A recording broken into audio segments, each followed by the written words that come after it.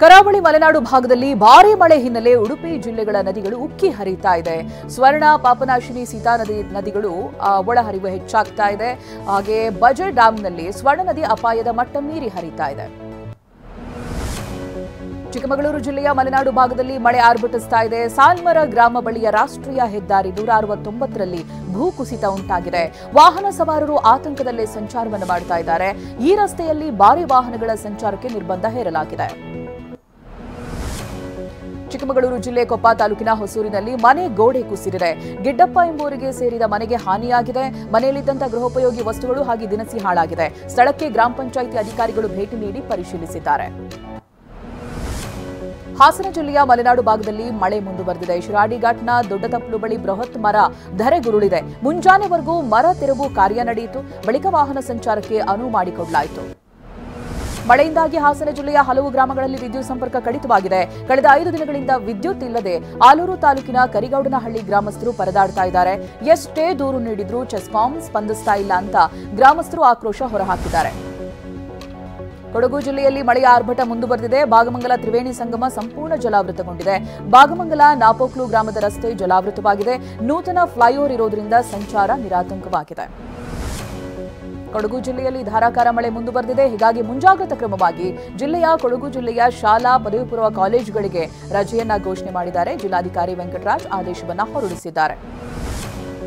ಶಿವಮೊಗ್ಗ ಜಿಲ್ಲೆಯಲ್ಲಿ ಧಾರಾಕಾರ ಮಳೆಯಾಗ್ತಾ ಇದೆ. ಭಾರೀ ವರ್ಷಧಾರೆ ಹಿನ್ನೆಲೆಯಲ್ಲಿ ಹೊಸನಗರ ತಾಲೂಕಿನ ಹುಳಿಕಲ್ ಬಂದ್ ಆಗಿದೆ. ಇದರಿಂದ ರಾತ್ರಿ ಇಡೀ ನೂರಾರು ವಾಹನಗಳು ಸಾಲು ಕಟ್ಟಿ ನಿಂತಿವೆ. ಸುಗಮ ಸಂಚಾರಕ್ಕೆ ಅನುವು ಮಾಡಿಕೊಡುವುದಕ್ಕೆ ಪೊಲೀಸರು ಹರಸಾಹಸ ಪಡ್ತಾ ಇದ್ದಾರೆ. ಮೈಸೂರು ನಗರದಲ್ಲಿ ಜಿಟಿ ಮಳೆ ಸುರಿತಾ ಇದೆ. ಬೆಳ್ಳಂ ಬೆಳಗ್ಗೆನೆ ಮಳೆಗೆ ಜನರು ಪರದಾಡ್ತಾ ಇದ್ದಾರೆ. ಕುಕ್ಕರಹಳ್ಳಿಯ ಕೆರೆಯಲ್ಲಿ ಮಳೆಯಲ್ಲಿಯೇ ನೆನೆದು ಜನ ವಾಕಿಂಗ್ ಮಾಡ್ತಾ ಇದ್ದಾರೆ. ಕೆಲವರು ಕೊಡೆಯನ್ನ ಹಿಡಿದು ವಾಯು ವಿಹಾರ ಮಾಡಿದ್ದಾರೆ. ರಾಜ್ಯದ ಕರಾವಳಿ ಮಲೆನಾಡು ಭಾಗದಲ್ಲಿ ಭಾರೀ ಮಳೆ ಆಗ್ತಾ ಇದೆ ಅಂತ ಹವಾಮಾನ ಇಲಾಖೆ ಮುನ್ಸೂಚನೆ ಕೊಟ್ಟಿದೆ. ಮುಂದೆ ಭಾರೀ ಮಳೆ ಆಗುತ್ತೆ ಅನ್ನೋದಾಗಿ ಉತ್ತರ ಕನ್ನಡ, ಉಡುಪಿ, ದಕ್ಷಿಣ ಕನ್ನಡ, ಚಿಕ್ಕಮಗಳೂರು, ಶಿವಮೊಗ್ಗ, ಕೊಡಗು ಜಿಲ್ಲೆಯಲ್ಲಿ ಆರೆಂಜ್ ಅಲರ್ಟ್ ಕೂಡ ಘೋಷಣೆ ಮಾಡಲಾಗಿದೆ. ಬೆಳಗಾವಿಗೆ ಯೆಲ್ಲೋ ಅಲರ್ಟ್ ಘೋಷಿಸಲಾಗಿದೆ. ಬೆಂಗಳೂರು ನಗರ, ಬೆಂಗಳೂರು ಗ್ರಾಮಾಂತರ, ರಾಮನಗರ, ಮೈಸೂರು, ಮಂಡ್ಯ ಸೇರಿ ಕೆಲ ಜಿಲ್ಲೆಗಳಲ್ಲಿ ಸಾಧಾರಣ ಮಳೆಯಾಗುವಂತ ಸಾಧ್ಯತೆ ಇದೆ ಅಂತ ಹವಾಮಾನ ಇಲಾಖೆ ಮುನ್ಸೂಚನೆ ಕೊಟ್ಟಿದೆ. ಕಾವೇರಿ ಜಲಾನಯನ ಪ್ರದೇಶದಲ್ಲಿ ಭಾರೀ ಮಳೆ ಹಿನ್ನೆಲೆಯಲ್ಲಿ ಮಂಡ್ಯದ ಕೆಆರ್ಎಸ್ ಜಲಾಶಯ ಒಳಹರಿವು ಹೆಚ್ಚಳವಾಗಿದೆ. ಒಳಹರಿವು 16,000 ಕ್ಯೂಸೆಕ್ಗೆ ಏರಿಕೆಯಾಗಿದೆ. 951 ಕ್ಯೂಸೆಕ್ ನೀರು ಹೊರಹರಿವಿದೆ. 124 ಅಡಿ ಸಾಮರ್ಥ್ಯದ ಜಲಾಶಯದಲ್ಲಿ ಸದ್ಯಕ್ಕೆ 111 ಅಡಿ ನೀರು ನಿಂತಿದೆ.